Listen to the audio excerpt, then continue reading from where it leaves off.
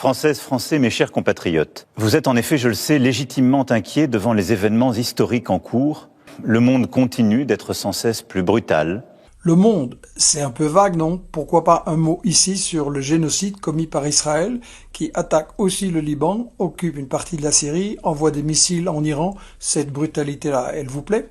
Et la menace terroriste ne faiblit pas. Ah, voilà le problème, puisque vous traitez les combattants palestiniens de terroristes. Vous vous souvenez du ministre français Fabius qui disait en 2012 « Nos amis disent que Al-Qaïda fait du bon boulot en Syrie ». Vous vous souvenez de Hillary Clinton ? Al-Qaïda, c'est notre investissement à nous, États-Unis. Et qui donc a lancé l'opération Ben Laden contre l'Afghanistan, sinon vos amis de Washington ? Notre prospérité et notre sécurité sont devenues plus incertaines.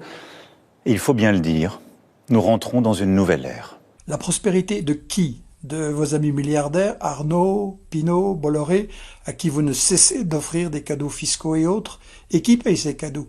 Les millions de Français qui vivent sous le seuil de pauvreté parce que vous attaquez leur pouvoir d'achat, les retraites, les chômeurs. Mais c'est aussi notre sécurité qui est menacée. En effet, si un pays peut envahir impunément son voisin en Europe, alors personne ne peut plus être sûr de rien.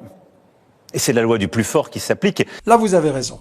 On peut discuter sur l'intervention en Ukraine et le droit international. Et si vous commenciez par vous excuser pour la France, qui a bombardé la Yougoslavie, la Libye, arrêté le président Gbagbo en Côte d'Ivoire pour perpétrer un coup d'État, c'était pas la loi du plus fort, ça ? La Russie a déjà fait du conflit ukrainien un conflit mondial. Pardon ?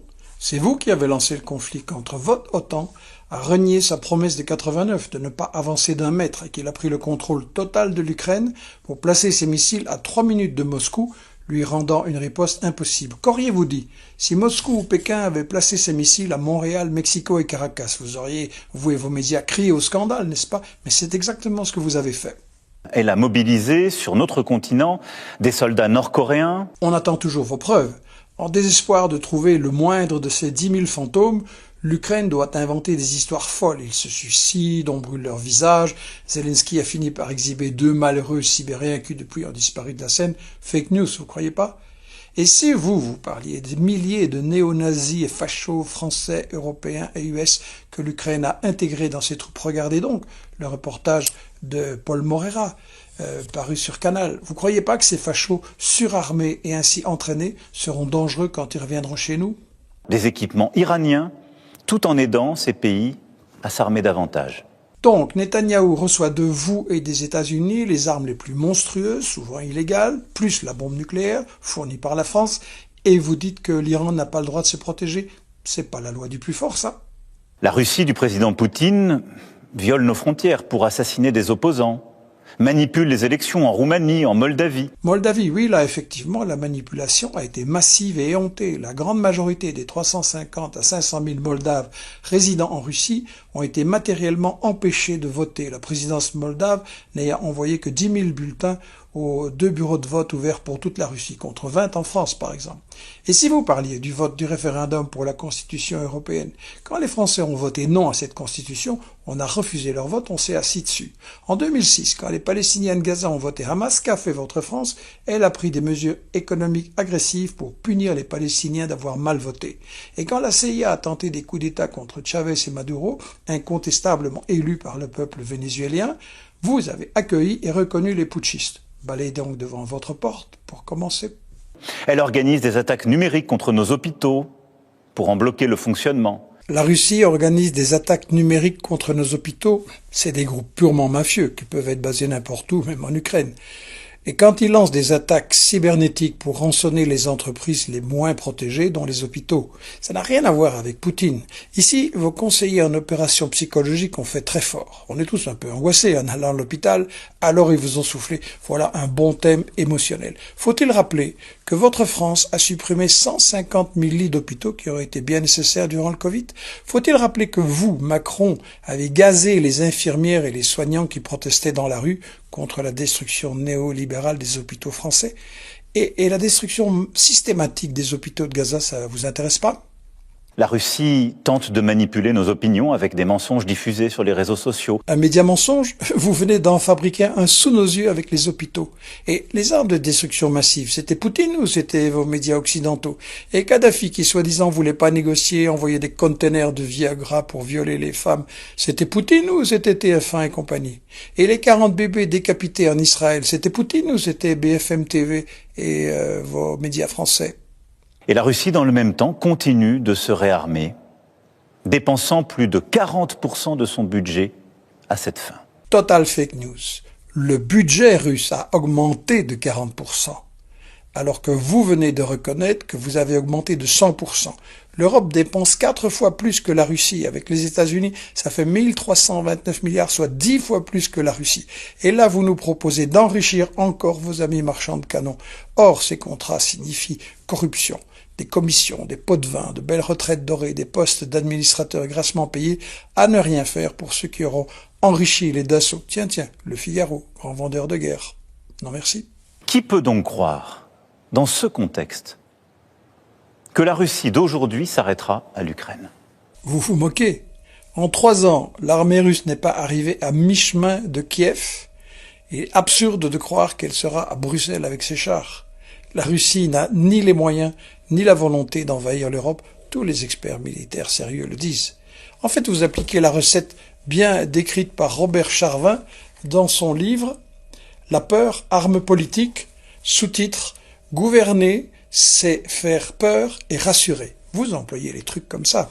La paix ne peut pas être conclue à n'importe quel prix et sous le diktat russe. La paix ne peut pas être la capitulation de l'Ukraine. Elle ne peut pas être son effondrement. Elle ne peut pas davantage se traduire par un cessez-le-feu qui serait trop fragile. Et pourquoi? Parce que là aussi, nous avons l'expérience du passé. Nous ne pouvons pas oublier que la Russie a commencé d'envahir l'Ukraine dès 2014 et que nous avons alors négocié un cessez-le-feu à Minsk. Et la même Russie n'a pas respecté ce cessez-le-feu. En fait, les accords de Minsk concernaient le Donbass. Faire passer la révolte des populations de l'Est et du Sud contre le coup d'État mené en 2014 par des nazis, faire passer ça pour une invasion russe, c'est un mensonge honteux. Et vous dites la même Russie n'a pas respecté ce cessez-le-feu de Minsk, c'est le comble de l'indécence de votre part. Le régime ukrainien et l'Occident n'ont jamais eu l'intention de respecter ces accords, qui étaient beaucoup plus qu'un cessez-le-feu, c'était toute une solution. Et vous le savez très très bien, parce que les garants des accords l'ont platement avoué. Les accords de Minsk, disait Angela Merkel, ont donné à l'Ukraine un temps précieux pour se renforcer. Et François Hollande, piégé par un humoriste russe, a confirmé « Nous voulions gagner du temps pour permettre à l'Ukraine de se rétablir, de renforcer ses moyens militaires. » C'est vous, l'Occident et Macron, qui avez saboté la paix décrétée à Minsk. Ce seront de nouveaux investissements qui exigent de mobiliser des financements privés, mais aussi des financements publics, sans que les impôts ne soient augmentés. Pour cela, il faudra des réformes, des choix, du courage. Votre objectif, c'est la régression sociale. Les patrons veulent attaquer la sécurité sociale, c'est-à-dire le salaire indirect.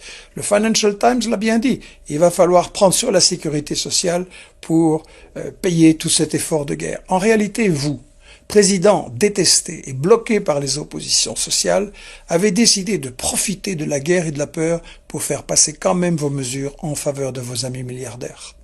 Mes chers compatriotes, face à ces défis et ces changements irréversibles, il ne faut céder à aucun excès.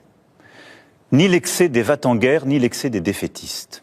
Ça, c'est le truc classique. Je suis juste au milieu. C'est faux. Vous avez prolongé, et vous voulez encore prolonger la guerre en Ukraine. Vous êtes bien un va-t-en-guerre qui refuse la négociation. Pour étouffer les contestations sociales, vous voulez militariser la société et associer l'Europe. Peut-être à vos opérations militaires pour reconquérir la France-Afrique, je dis bien Afrique. Peut-être vous pensez aussi à l'Algérie, au Liban, et vous préparez les familles françaises à sacrifier leurs enfants pour votre rêve de grande puissance néocoloniale. Vous voulez créer un axe Londres-Paris-Bruxelles, vous voulez frapper les pacifistes et la gauche en France, avec votre blabla sur les réseaux sociaux d'Internet, vous voulez renforcer la censure, empêcher le débat et protéger les médias mensonges dont vous venez dans votre discours de nous donner quelques exemples. J'avais aussi montré dans le livre 7 octobre, aux pages 174-191, que tout votre discours sur les victimes dans les kibboutz était plein de manipulations. Jamais vous n'accepterez un débat public à la télé française sur votre discours mensonger. Les gens doivent le savoir. La menace pour la France, c'est pas la Russie, c'est Macron. Le plus inquiétant, c'est que 52% des Français auraient trouvé votre discours convaincant durant cette allocution. Bon, ça fait quand même 48% qui l'ont pas avalé, et ensemble, on va changer ça.